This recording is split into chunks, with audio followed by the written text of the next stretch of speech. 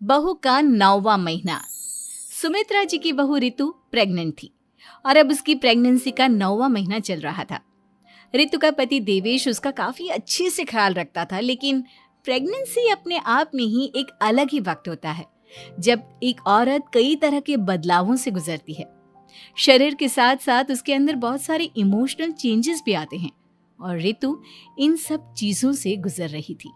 इसीलिए कई बार वो बहुत परेशान हो जाती थी। उसे बार बार बहुत मुश्किलों का सामना करना पड़ रहा था। एक दिन अचानक शाम के वक्त रितु जोर जोर से रोने लगी। अरे रितु बेटा, क्या हुआ?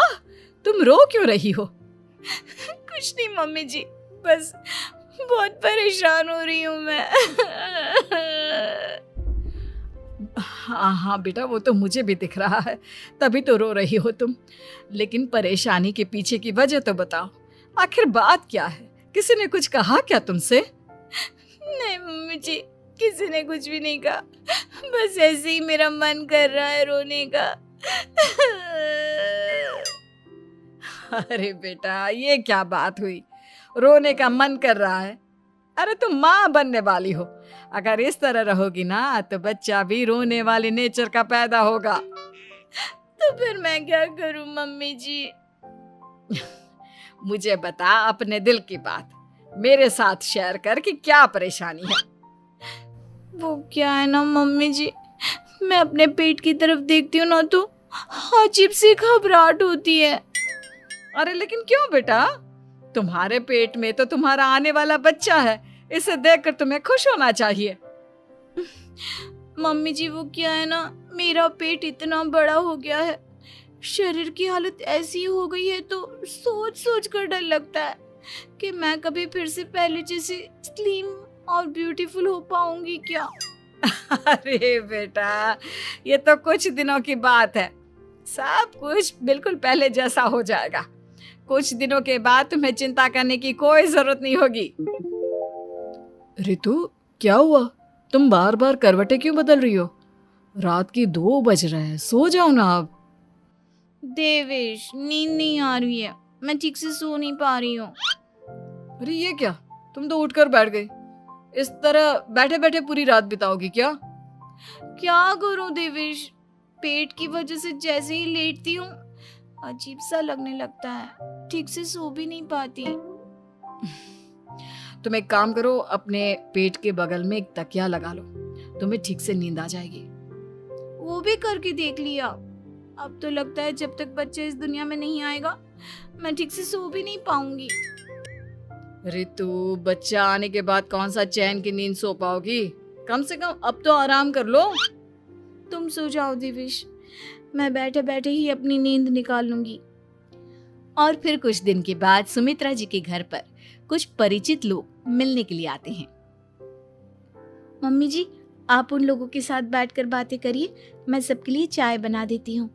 अरे नहीं नहीं बेटा, मैं कर लूंगी, अभी तुम्हारी तबीयत ठीक नहीं है ना, तुम आराम करो। अरे मम्मी, घर के छोटे मोटे काम तो मैं करती हूँ ना, चाय बनाने में कैसी प्रॉब्लम? अच्छा ठीक है, अगर कोई परेशानी नहीं है तो बना दो चाय। अरे ये क्या बात है सुमित्रा जी, आप तो दादी बनने वाली हैं। हाँ जी, बस ठीक ठाक तरीके से मेरा पोता या पोती इस दुनिया में आ जाए तो चैन हो जाए। सही कहती हैं बहन जी, एक औरत के लिए ये वक्त बहुत मुश्किल होता है। वैसे बहू की तबीयत तो ठीक है ना? हाँ हाँ, तबीयत तो ठीक है, बस ऐसे ही थोड़ी बहुत परेशानी है जो इस वक्त होती है, उसी से गुजर रही है। पहली बार माँ बन रही है ना, कभी कभी परेशान हो जाती है। सुमित्रा जी रिश्तेदारों से बात करती है और उन्हें काफी देर हो जाती है। रिश्तेदारों के जाने के बाद, अरे रितु बेटा, तुम अभी तक किचन में काम कर रही हो? मैंने तुम्हें मना किया था ना, इतनी देर खड़े रहने की क्या जरूरत थी? मम्मी जी, वो मुझे लगा रात के खाने में देर हो जाएगी, इसलिए मैं साफ उधर बिजी थी तो मैं खाना बनाने लग गई थी। अरे बेटा, तुम तो बिल्कुल कुछ भी नहीं समझती, जरा अपने पैरों की हालत तो देखो। हाँ मम्मी जी, मुझे भी ना पैरों में बहुत भारीपन लग रहा है। ये भारीपन नहीं है, ज्यादा देर खड़े रहने की वजह से तुम्हारे पैरों में सूजन आ गई है। अब कमरे में जाकर आराम करो, चलो। और सुनो, अपने पैरों के नीचे ना तकिया लगा लेना, सर के नीचे मत लगाना, ठीक है? अपने कमरे में जाने के बाद यार ये प्रेगनेंसी भी कितनी अजीब चीज है, कभी रोने का मन करता है, कभी हंसने का।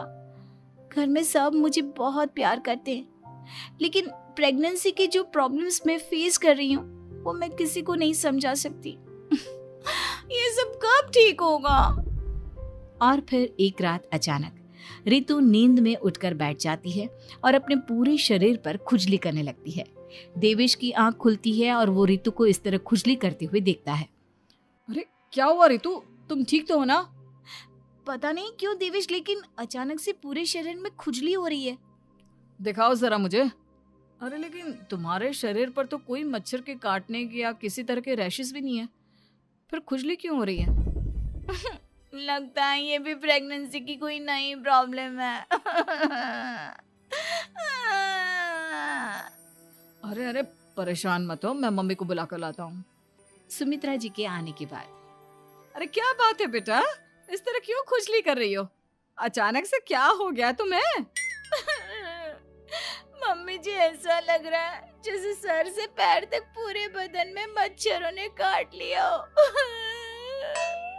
अरे लेकिन इसमें रोने की क्या बात है, चुप हो जाओ, सब ठीक हो जाएगा। हाँ मैं बहुत परेशान हो गई हूँ, बस अब जल्दी से बच्चा इस दुनिया में आ जाना चाहिए ताकि मुझे इन सारी प्रॉब्लम से मुक्ति मिले।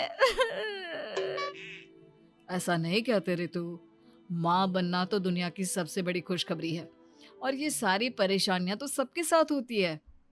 जानती हूँ, लेकिन फिर भी क्या करूँ, रात को सो नहीं सकती, कभी पेट भर के खाना खा लेती हूँ तो उल्टी करने का मन करता है, ज्यादा देर खड़ी हो जाती हूँ तो पैर में सूजन आ जाती है, ज्यादा देर बाहर घूमने भी नहीं जा सकती वरना टॉयलेट की प्रॉब्लम। ये सब कब ठीक होगा? कुछ दिन और बीत गए और अब तक रितु का 9वां महीना खत्म होने का वक्त आ गया था। अब हर दिन रितु बस यही सोचती थी कि उसका बच्चा इस दुनिया में आने वाला है। हाँ, वो बात अलग थी कि वो कई तरह की इमोशनल चेंजेस से गुजर रही थी और फिर एक दिन अचानक, देवेश मुझे ना चाउमीन खाने का मन कर रहा है। अभी रात के 12 बजे? अरे रितु, इस वक्त चाउमीन कहाँ से लेकर आऊंगा मैं? किसी होटल में फोन करो ना, कोई तो डिलीवर करता होगा ना इतनी रात को। नहीं नहीं रितु, इतनी रात को कोई डिलीवर नहीं करता, तुम कल खा लेना, मैं कल तुम्हारे लिए लेकर आऊंगा बस। नहीं, मुझे अभी खाने का मन कर रहा है, मुझे अभी खाना है। अच्छा अच्छा ठीक है, एक काम करो, मैं किचन में जाकर तुम्हारे लिए मैगी बना कर लाता हूँ, क्या पता उसे खाकर तुम्हारा मन ठीक हो जाए। हाँ ठीक है। देवेश रितु को मैगी बनाकर खिला देता है, लेकिन अगले दिन अचानक से रितु की तबीयत खराब हो जाती है। क्या हुआ है बहू को?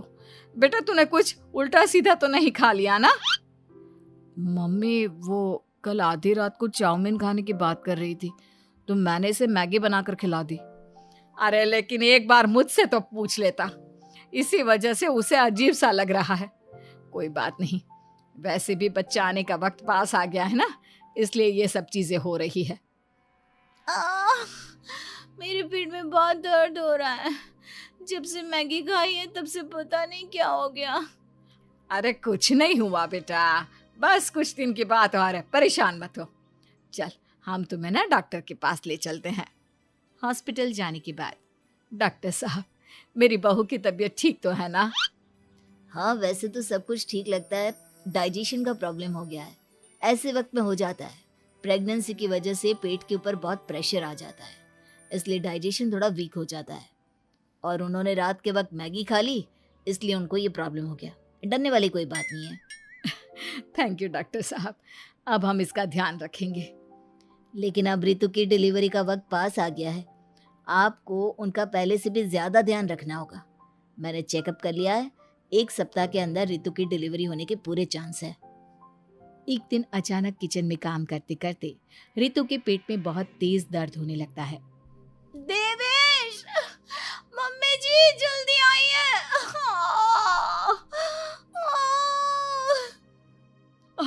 अरे क्या हुआ बहू, क्या हुआ तुम्हें?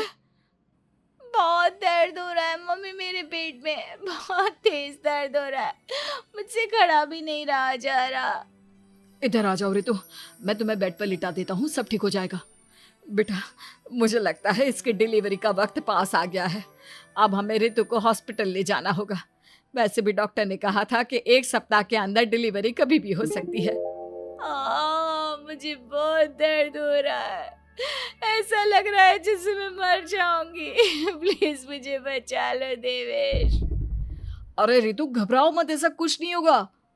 हॉस्पिटल पहुंचने के बाद आप जल्दी से रितु को एडमिट करवा दीजिए और आप लोग बाहर वेट करिए। नहीं, मुझे बहुत दर्द हो रहा है। रितु, समझने की कोशिश करो, सब कुछ ठीक हो जाएगा। रितु को लेबर पेन शुरू हो गया था और वो काफी तकलीफ से गुजर रही थी। एक बच्चे को जन्म देते समय औरत जिस तकलीफ से गुजरती है उसे सिर्फ वही समझ सकती है। रितु की तकलीफ को देखकर देवेश भी काफी इमोशनल हो गया था। रितु को इस तरह चीखते देखकर उसे बहुत दुख हो रहा था, लेकिन आधे घंटे के बाद जब डॉक्टर अपने हाथ में रितु और देवेश की छोटी सी बच्ची को लेकर आया तो रितु के चेहरे पर स्माइल आ गई। रितु, ये देखो, तुम्हारी और मेरी नन्ही सी बेटी। ये तो एकदम परी की तरह दिखती है। दिखेगी क्यों नहीं, एकदम तुम पर गई है ना, इसलिए। लेकिन मम्मी, उसकी नाक तो मेरे जैसी है। अच्छा ठीक है, नाक तुम रख लो, बाकी सब मेरे जैसा। देखा रितु, तुमने कितनी तकलीफ सही, लेकिन उस तकलीफ के बदले तुम्हें भगवान ने ये छोटी सी परी दे दी। और ऐसा सब औरतों के साथ होता है। तुमने बहुत हिम्मत रखी है बेटा, और इसका नतीजा आज हमारे सामने है।